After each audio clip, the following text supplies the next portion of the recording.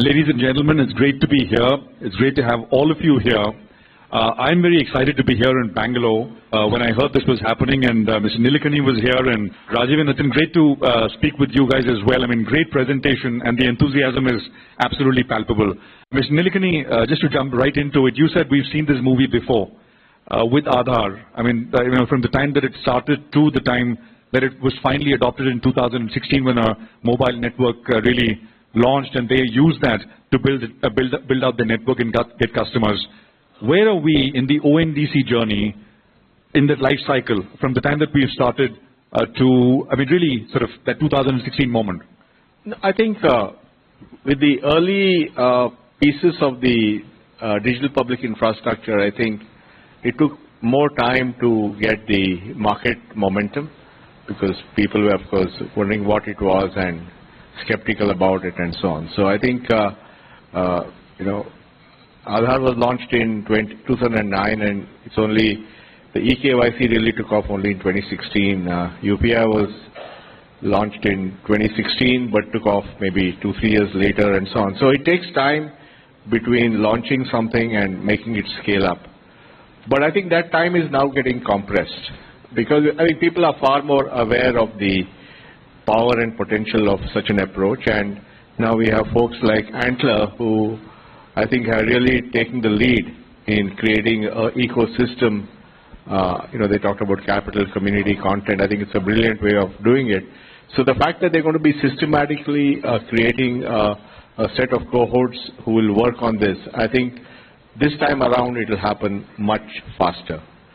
So I think I'm very, very optimistic that in the next couple of years you'll see a lot of really great companies coming out of this. Mr. Nilekani, do you think we need a big sort of marketing push? Antler is, of course, a great initiative in terms of what they're doing. And I mean, for this to work, you need sellers and buyers both on the platform, both on the network.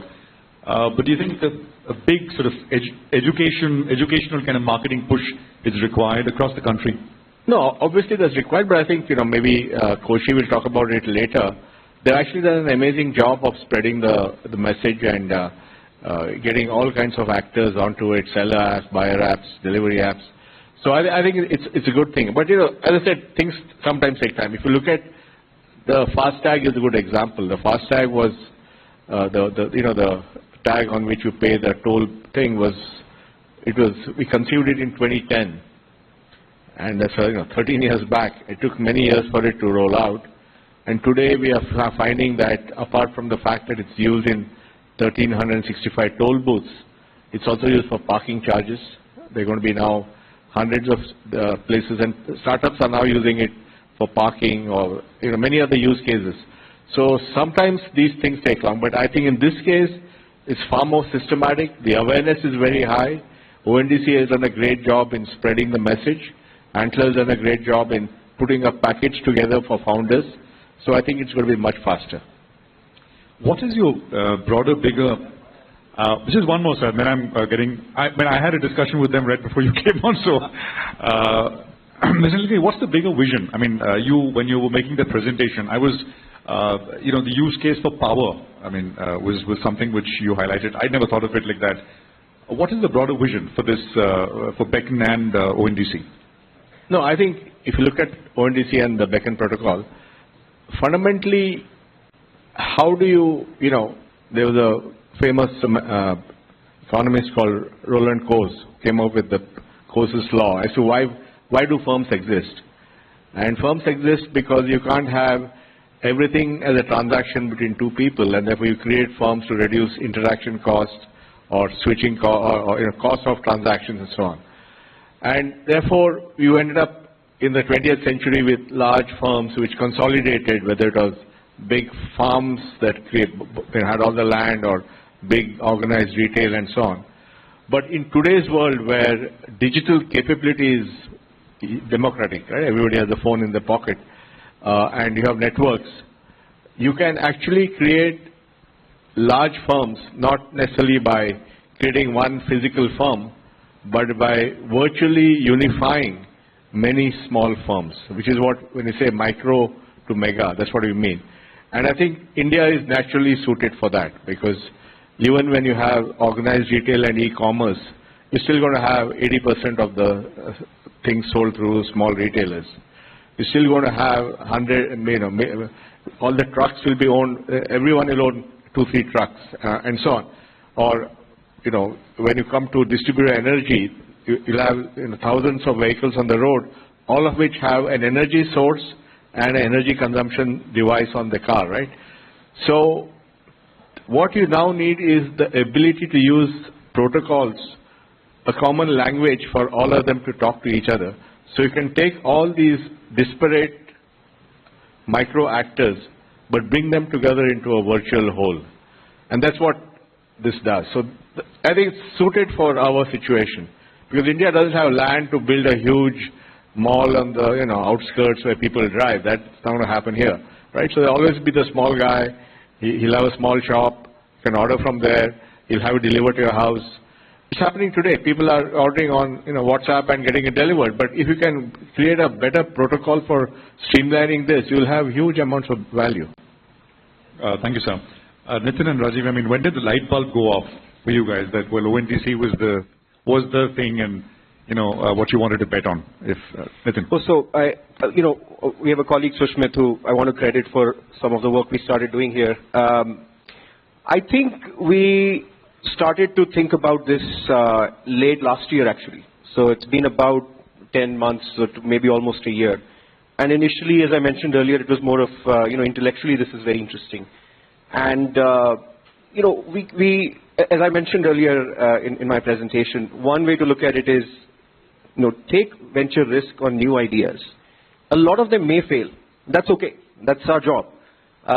This one is particularly interesting for all the reasons that were discussed, because as a protocol, Beacon is designed for dynamic location discovery and matching of resources that are dynamic. So it's not just, ONDC, of course, is the biggest, most visible part of it. But we think that as a protocol itself, the applications could be in so many other areas.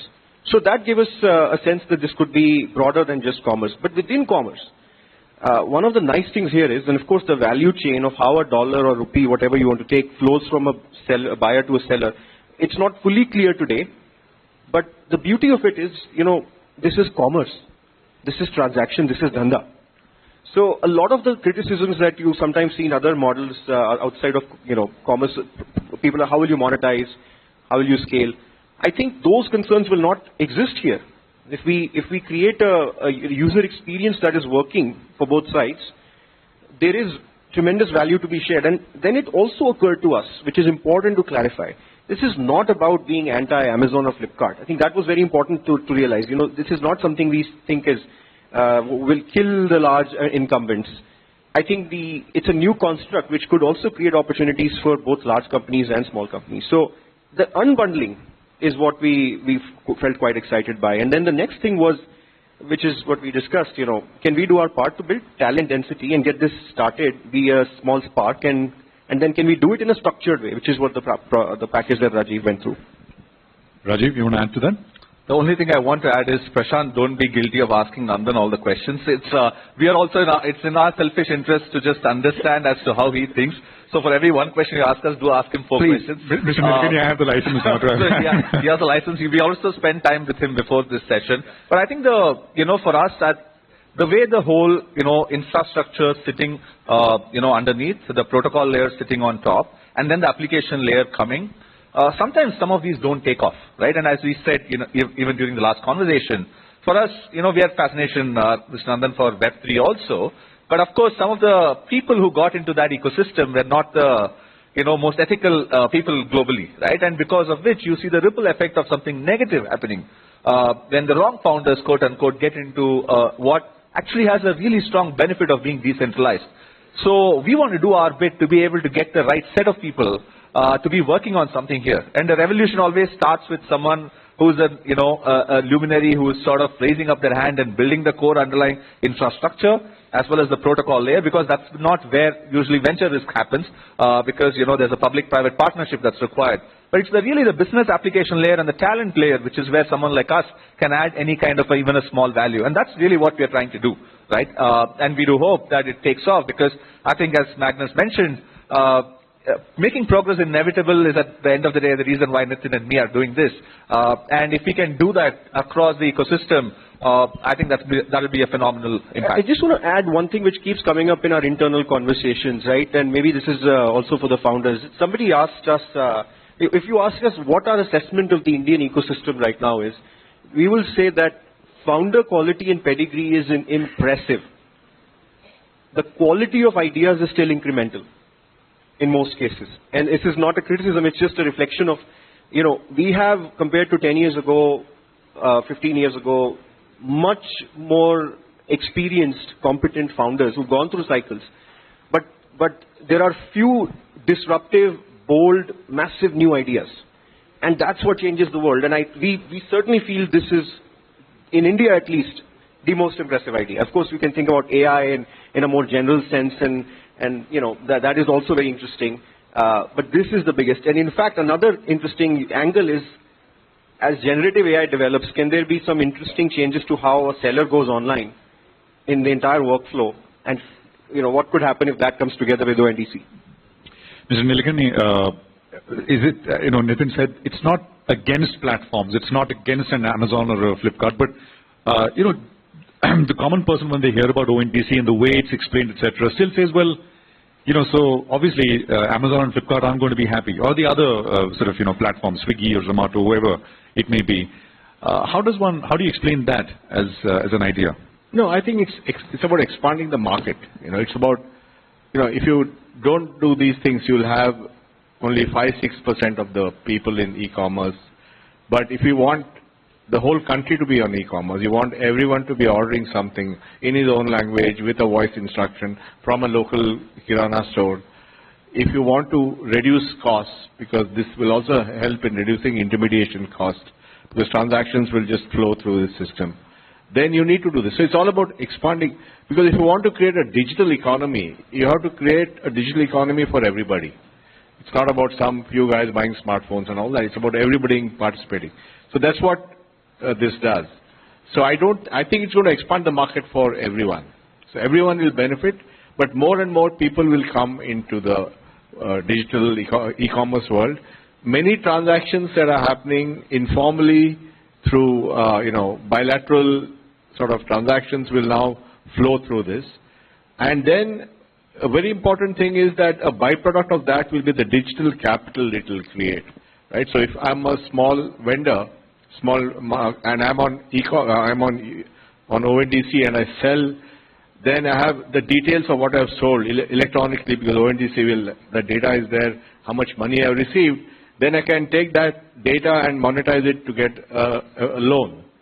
So all this formalization of e-commerce, of commerce in the country, enabled with digital, is going to happen. So I think it's not about A versus B. It's really about dramatically expanding the market.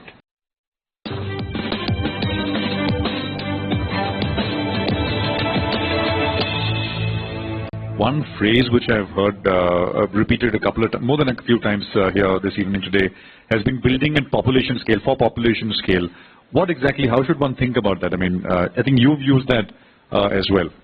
Well, when you say population scale is how do you build digital infrastructure for 1.4 billion people? That's what population scale means. Now, how do you do that, right? You have to do things so that you have the distribution infrastructure to reach everybody. Now, if you take Aadhaar, we had 35,000 enrollment stations. We did 50 enrollments per day. So across the ecosystem of enrollment stations, we had 1.5 million enrollments a day, the largest thing, which is why we could get to 1 billion people in 7 years.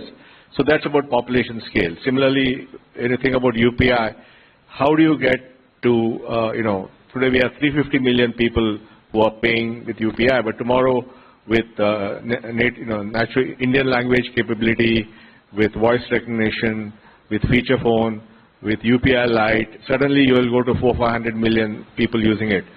So everything, and I think also credit to the mobile industry. I think our mobile industry has always shown that if you really produce a very cheap network, whether it's voice initially or now for data, 700 million people are going to use it to see. So you can Population scale simply means something that the entire population can get access to. So architecturally, it has to be at scale. It has to be very low cost. It has to be very low transaction amounts because people can't afford big amounts. It has to be sachet sized. And it has to be done interoperably so everybody can participate. Will it happen in small increments, this takeoff, or will we have a 2016 type moment, which you described earlier here, in your opinion? No, I think we're already seeing, again, I don't want to steal Koshi's thunder, but they already have thousands of transactions happening on ONDC. And Namayatri, which has been a sleeper success, is doing 80,000 transactions a day. That's non-trivial. I mean, 80,000 transactions in Bangalore is as big as anybody else. And they've done it without spending millions on marketing. It's just by word of mouth. The auto rickshaw driver has become the biggest salesman because he's getting the full benefit. So, so new market models are emerging. So I think many of the ideas here will have that kind of virality of growth because they're fundamentally so much more powerful than what exists. So I'm pretty confident that it will happen fairly fast. Rajiv, discounts, right? I mean, that was one thing which got a lot of attention, I think, about a year ago, maybe less than that, with ONDC, Zomato. I mean, there was a fair bit of discussion around it, whether this is only going to be viable if there are discounts, etc. involved. That's not the case anymore, but just incentivizing both buyers and sellers on the network, what are the ways and how do you guys think about it? I have a very founder view to it. In Urban Ladder, when we started Urban Ladder, 11 years back, we said absolutely no discounts, right? And the brand was built on getting the right customer into the platform and buying the furniture, right?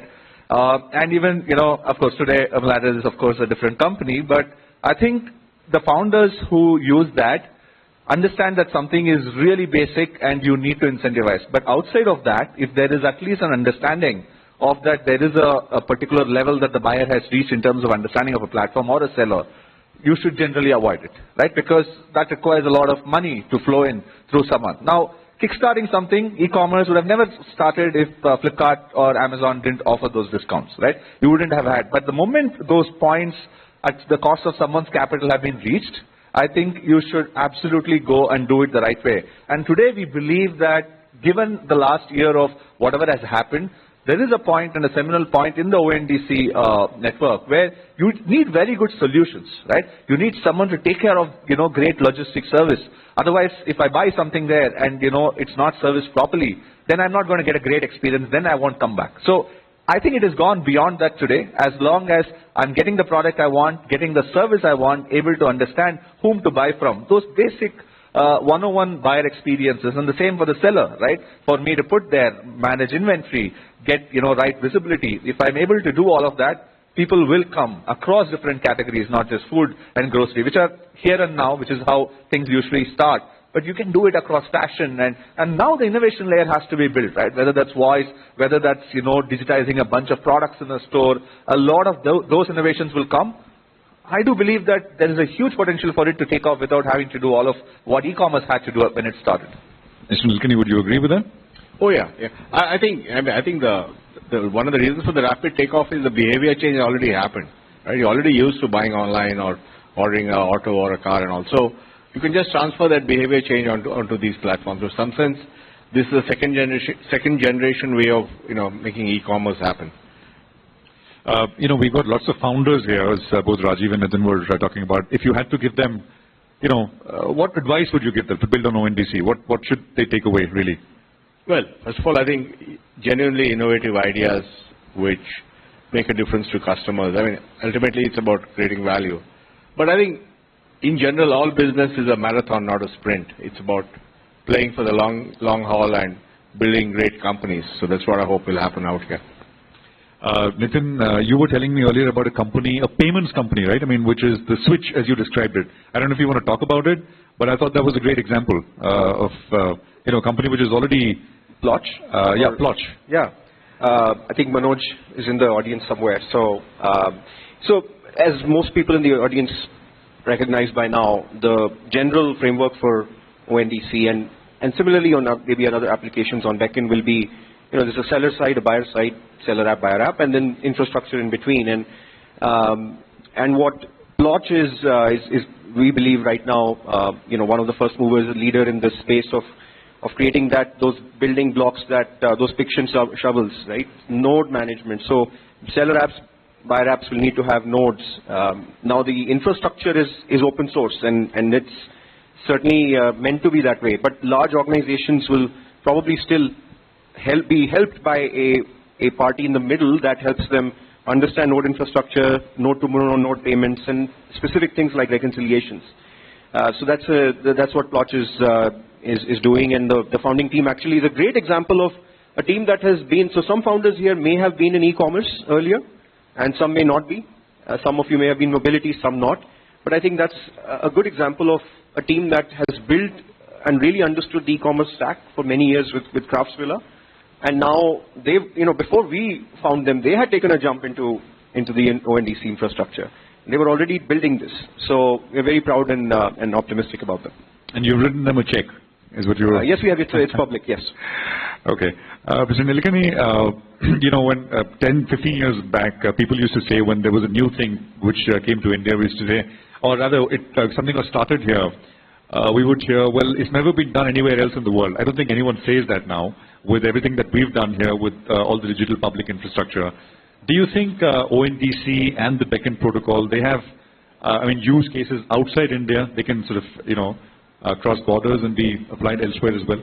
I think so. I think in some sense, if you look at all the DPIs we have built, the one which is probably the most portable across the world is actually Beckon and ONDC, because one, it's really a market thing. It doesn't require government. It can be anybody can pick it up. The second thing is that it's a felt need everywhere else. Everybody wants to reorganize their resources using this kind of infrastructure. And I think I believe, again, I don't know whether they'll talk about it in the panel, but there is a lot of global interest in this architecture. But just to take a slightly longer view, one statistic I heard, I think you've also mentioned in your speeches and talks elsewhere, is that digital e-com penetration is only about 4-5%. I think you put that up on the slide as well. Well, that's a McKinsey statistic. Yeah. So is that, do you think the ONDC will accelerate that in a very fast way? Yeah. See, look at it. What are the various things, right? One is mobility is coming. They've just launched. Again, if I mention something, I'm told that's not public news, so I have to keep my mouth shut. But anyway, they've launched in multiple cities, so mobility is happening. Food is happening in a big way. Goods are happening. Hyperlocal is happening. Where Paytm is there, PIN code is there. So I think you're seeing more and more people willing to bet on this. And then, of course, all the startups that Antler supports. It's just a matter of time. Well, I think on that a very optimistic note, we'll leave it there. Let's hope that ONDC can do to commerce what UPI did to payments. I think your words, not mine. Thank you very much, Mr. Nilekani. Appreciate you joining in. Nitin and Rajiv, appreciate your time as well. Thanks very much.